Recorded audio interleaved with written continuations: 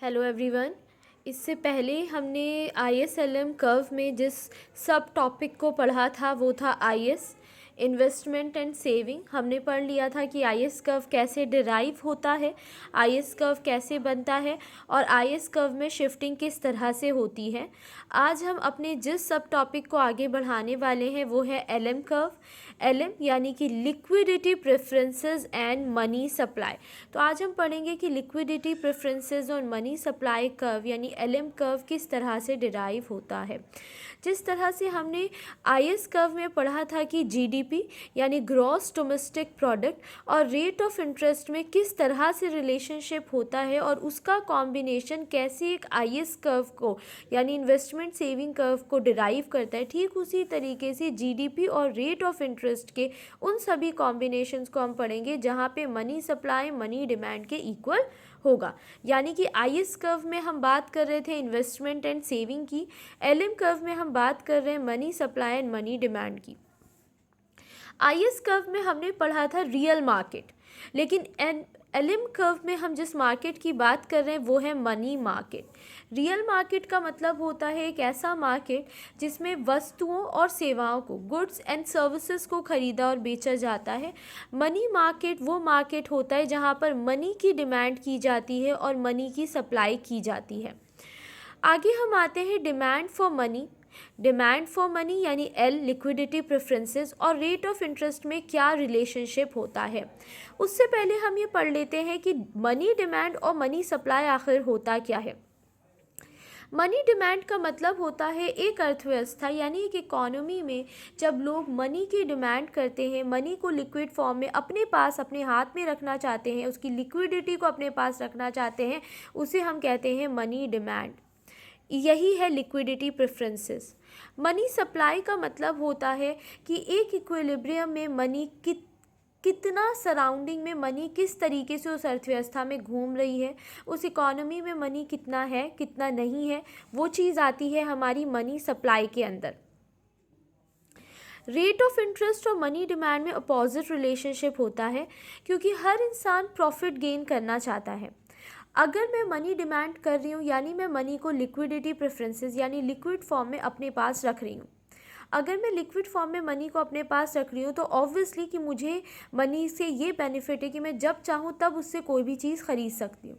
मैं उस मनी की लिक्विडिटी को उसी कीमत पर त्यागूंगी या उसी कीमत पर मैं उस मनी की लिक्विडिटी को छोड़ूंगी जहाँ पर मुझे उससे कुछ बेनिफिट मिलेगा। यानी रेट ऑफ इंटरेस्ट जितना हाई होगा हम मनी डिमांड उतना कम करेंगे, यानी कि हम उसे लिक्विड फॉर्म में त्यागने को तैयार होंगे।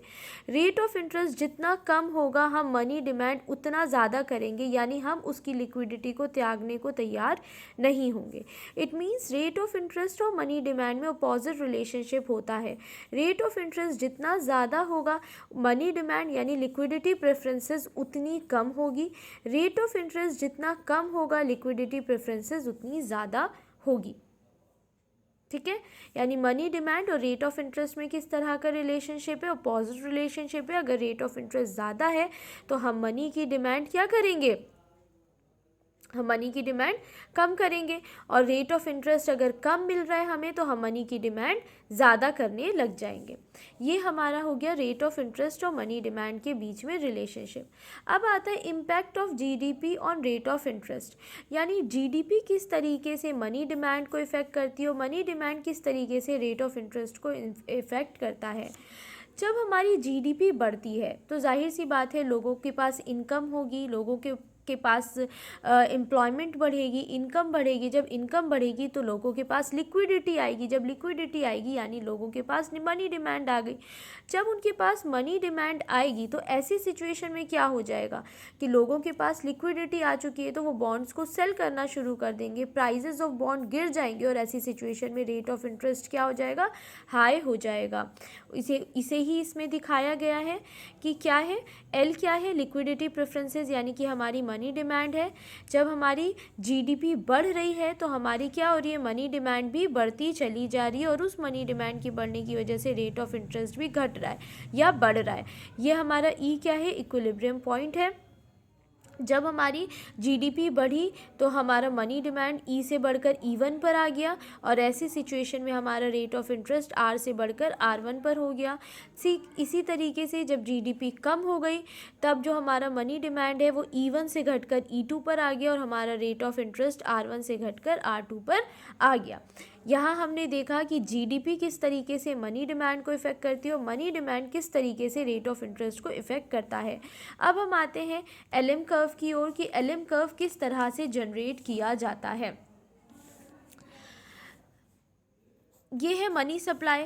मनी सप्लाई को हम कांस्टेंट मान के चल रहे हैं। क्यों कांस्टेंट मान कर चल रहे हैं? इसका एक सबसे बड़ा रीज़न ये है क्योंकि मनी सप्लाई जो है वो अर्थव्यवस्था में मनी कितना है, कितना सर्कुलेट हो रहा है, उस पर डिपेंड करता है। और हमारी इकोनॉमी में मनी का सर्कुलेशन दो ही ऐसे ऑर्गेनाइजेशंस हैं जो उसको कंट्रोल कर सकते हैं। First one is reserve bank of India, second one is government. Government fiscal policy अपनाती है, राजकोषीय नीति अपनाती है और मनी सप्लाई को चेंज कर सकती है। ठीक इसी तरीके से जो रिजर्व बैंक ऑफ इंडिया है वो मॉनेटरी पॉलिसी अपनाती है, मौद्रिक नीति अपनाती है और मनी सप्लाई को चेंज कर सकती है। अभी हमने पीछे भी यही पढ़ा कि जैसे जैसे मनी डिमांड बढ़ती जा रही है रेट ऑफ इंटरेस्ट बढ़ता जा रहा है, जबकि मनी सप्लाई कैसा है? कांस्टेंट है।